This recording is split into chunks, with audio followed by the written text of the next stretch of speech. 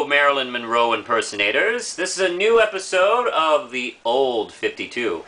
Now, of course, not everybody knows what I'm doing here, so it's a series inspired by the New 52, where I discuss old number ones I pulled out of back issue bins all across America. Well, okay, out of my closet.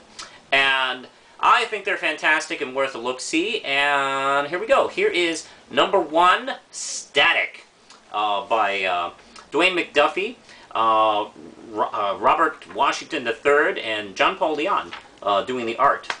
And as you know, Static just lost his series in the New 52. It's called Static Shock by Scott McDaniel.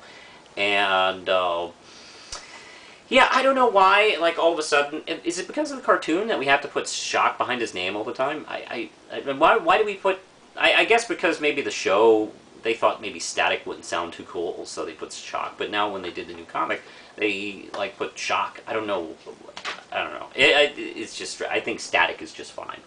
Anyway, for those of you who aren't too knowledgeable about the Milestone project, it was DC's imprint, headed and mainly created by Dwayne McDuffie. He wanted to create a line of comics that aimed towards African-American readers with a lot of African-American characters. Although there was some other races mixed in the series, but it was mostly African-American. And it took place in a fictional city called Dakota, which had a very authentic feel to it. And Static and Icon are my two favorite series that came out of this.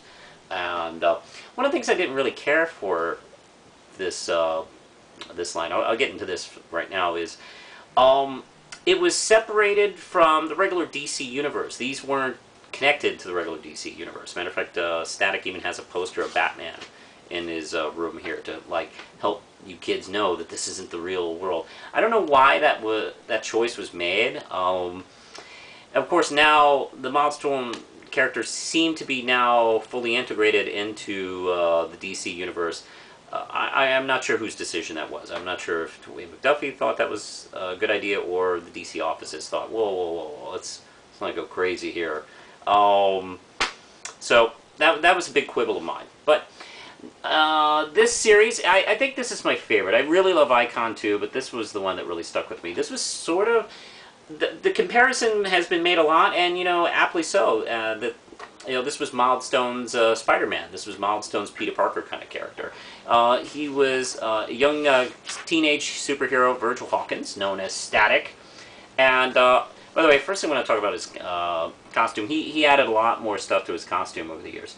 I really dug the fact that he wore a baseball cap. Especially, he had a Malcolm X cap in the first couple of issues. I really thought that was just so cool.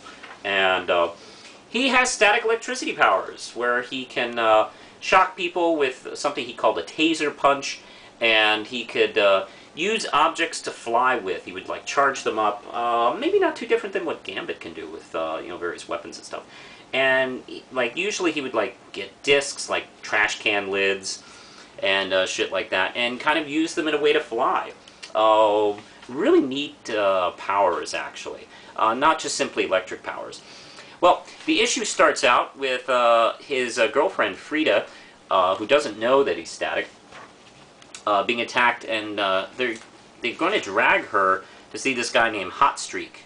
Apparently she has crossed Hot Streak. And but that is interrupted by Static himself, who promptly kicks their ass pretty bad.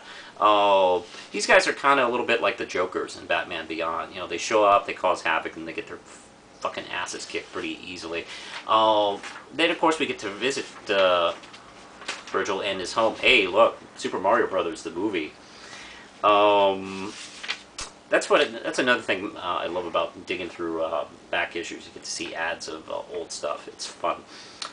And we get to see his family life. I mean, nobody's dead. His mom's alive, his dad's alive, he has a sister. It's like, it's kind of a normal, you know, teenage life. I really like the way that McDuffie set his world up. And the teenagers do have kind of a dopey, arrogant, belligerent kind of sense of humor to them. You do kind of get the feeling that, you know, there is a little authenticity, you know, to their attitudes. Well, things start getting shitty again because the gang goes right into class to get Frida. And he makes one of those classic superhero exits. Like, you know, he's sitting in class and then they go, hey, Virgil, we better do... Where's Virgil? I love it. You know, Peter Parker used to do shit like that all the time when stuff used to happen in his high school. And then, of course, he fights the guys and finds out that they have some powers, too. And the issue ends as a cliffhanger of him starting to get his ass kicked pretty badly. This is a great start for a series. I forgot how long this series ran. It ran a few years. It was actually one of the more popular Milestone books. And I do recommend checking it out. If you dug the new Static Shock or the cartoon series of the early 2000s, late 90s, I think it was, but haven't checked any of these out, oh man, what are you doing? Go get them! I highly recommend this series. In that case, push the button, Lindsay.